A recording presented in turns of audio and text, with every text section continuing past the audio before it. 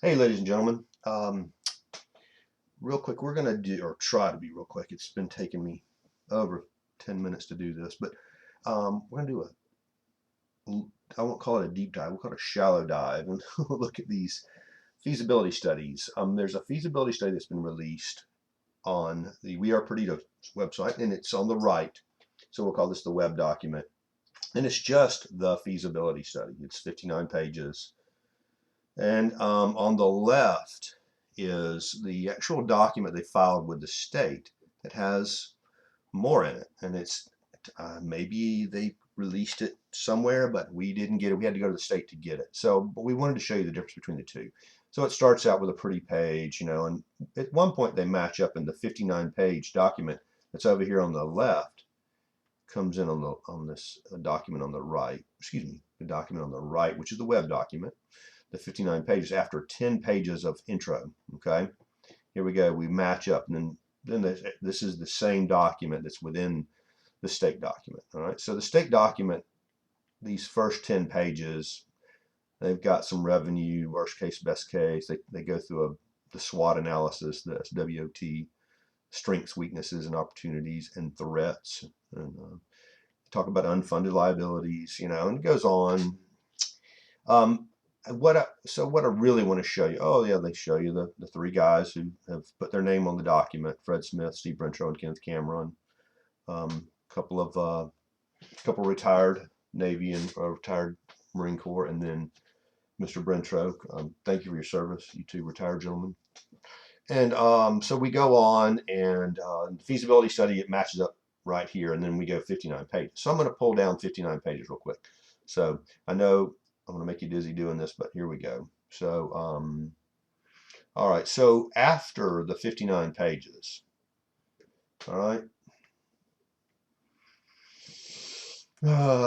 is an appendix, and the appendix is revenue sharing estimates. Okay, from the Department of Revenue. I get it. Yeah. The finances. There's some questionable things in the finances. We can go over that at a later date.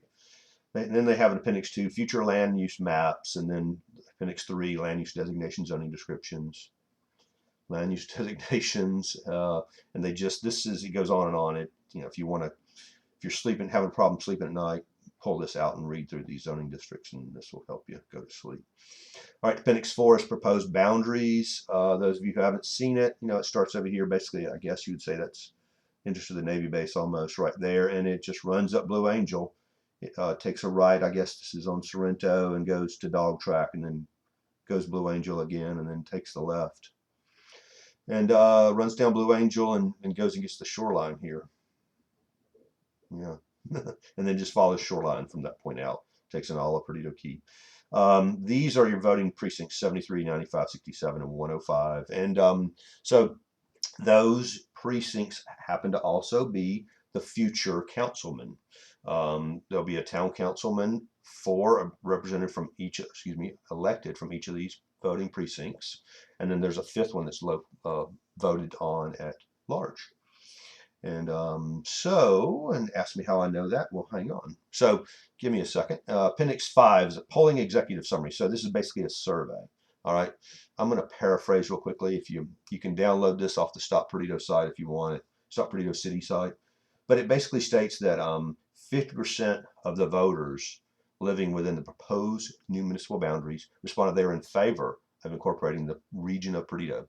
Then it states about 30% of the voters were against it. So it was a 50-30 split. And this was a poll, a survey that was taken. All right. I didn't get the survey. Did you get the survey? And we're going to go into that in a second.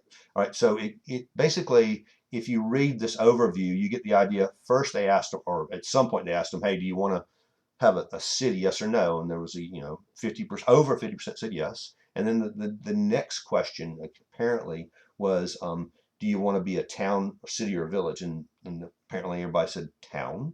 And then the third thing it says, are you in favor of instituting a smaller municipal government? Well, I mean, who's not going to say that? Yeah, of course. So we'll see the results here in a second. All right, so the purpose is they talk about, hey, We Are Perdido, came together and created a nonprofit organization, and we want to pass a referendum to allow the voters to choose whether to incorporate their area. into a municipality or not. All right. So it tells who they, number 2 here, we are Perdido engaged David J. Wolfson from Decipher AI, vast experience in Florida Panhandle, blah, blah, blah.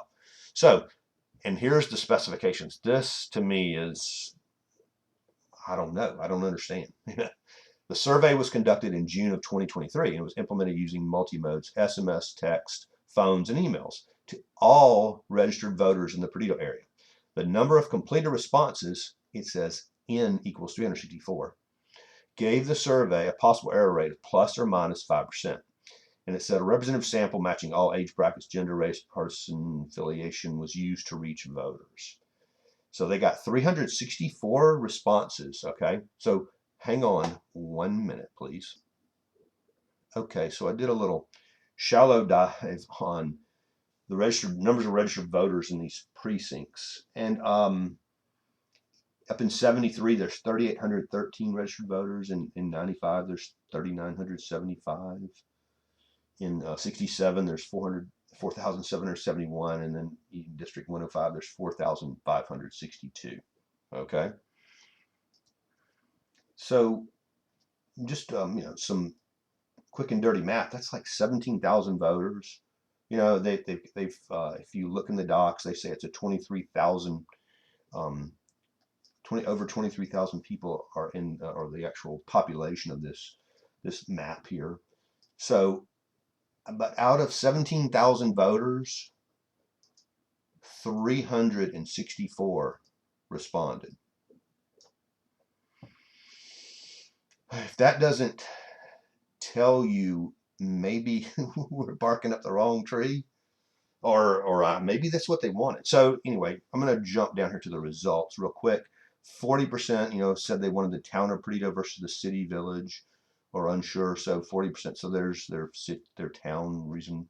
And then here's government light. They will enact a government light model, and obviously, so 58% said they're more likely to want a government light model. So, and then here, if an election were held today, would you vote yes for incorporating a new town? And 55% said yes, 32% said no, and 12% were undecided. Man, but there were 364 responses out of 17,000 voters. Sorry, I know I'm moving stuff around here. I apologize. All right, so let's move on. Next appendix is the Escambia County Sheriff's letter. He says, yes, he'll come and police us. Okay, I get it. You pay him money, they'll do anything. And that's cool. Thank you, Chip. Appreciate your service. All right, then appendix 7 is pending zoning. A couple of these are really actually are all done now, I believe. Or not done, but I think they're through. I don't think they're actually status is pending anymore, but that's anyway. Draft. Okay, now here's this. Here's the questionable thing. This is what they didn't include. This is all we're going through. These items that they didn't release on their website. This is the draft of the special act with the proposed municipal charter. So what this is, a municipal charter is the founding documents of what is planning to be the town of Perdido. Establishment and powers, the name of the town, powers of the town, and it just goes on and on. It just goes on and on. This is, and they've got this document they put on my windshield the other night, and it says, "Oh no, this isn't a bureaucracy. We're not creating a bureaucracy." So here is the ward. They call it the ward boundaries. Okay, and the ward boundaries. Ward 1 is precinct 73. Ward 2 is 95. Ward 3 67. Ward 4 is 105. All right, and then these are the council seats. And it says number 5, the 5th council seat is represented by an individual who may live anywhere in the town and is elected at large. All right, so this is precinct 73, 95, 67, and 105. That's what they're talking about. All right, so politicians, everybody runs on it. They have everyone, I believe, has a 2-year is what I saw. I didn't see 4 years.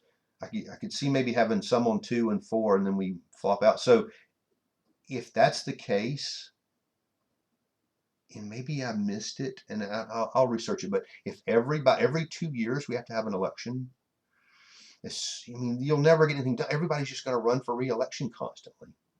if it's just 2-year seats? It's just, the town council should 5 minutes. Each council member shall serve a term of 2 years.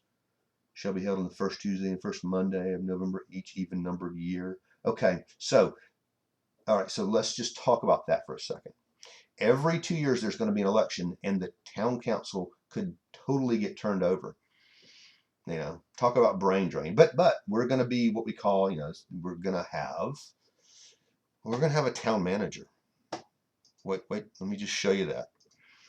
Okay, I'm using the document on the right. This is the web document they released to us that we got off the website, and it's in here. It's in the state document as well on the left. But this shows the town manager's salary. He's well heeled. He's at $145 a year. All right, they got an assistant town manager, contract specialist at $125, finance director at 105. Town clerk treasurer at 95, administrative assistant at 55. Hey, it's good work if you can get it. I love it. Benefits, we got benefits. It's going to cost us 35% of whatever they make. A year. It's probably fair. I get it. I get it. I just don't get it. I don't get it. I don't get what are we doing here, y'all? Why am I having to make these videos to show this, to bring this to the light of day? So it just amazes me. So this is, this document is 32 pages long. This is the town charter.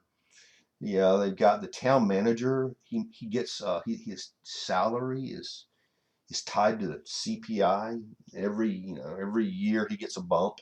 So if we had a town right now, last year our CPI was like 8 or 9%. This year it's in the 5, 6s. So this guy's, he's already up 13% in the first 2 years. If we were here now, it just, what are we doing? What are we doing? All right, so there's a ton of stuff to go through, and maybe we'll do a later video and kind of pull the pitfalls out of the charter, but they didn't release it to us, so I don't know if anyone's seen it. I don't know what to tell you. Now, I do want to show you an item here. Okay, earlier we talked about this survey, okay, that was in the appendix of the state document, all right? And it stated, clearly stated that over 50% of the people preferred to be a town, whereas 30% said no. Well, lo and behold, this is floating out there somewhere, cityofperdido.org, out there on the internet. And there's been 357 people vote here on this site, all right? And the question is, should we incorporate Southwest Escambia County, Perdido area, and create the city town of Perdido? And lo and behold, this one has 63% no, 31% yes. And then there's some not sure's here. All right. They didn't give us a number there. I voted this yesterday. Someone just sent it to me. Please go vote. We are cityofperdido.org. Go vote. I mean, so we got about the same amount of submissions as they had. They had their 364. Right now it's at 357, and it's just floating around. But which one's right? All I can tell you is that I never received anything from Decipher AI, and I'm a registered voter. And they clearly state right here, the survey was conducted in June of 2023 and was implemented using multimodal blah, blah, blah, to all registered voters in the Perdido area. You tell me. You tell me. Ladies and gentlemen, thank you for your time today, and there will be more coming. Have a great day.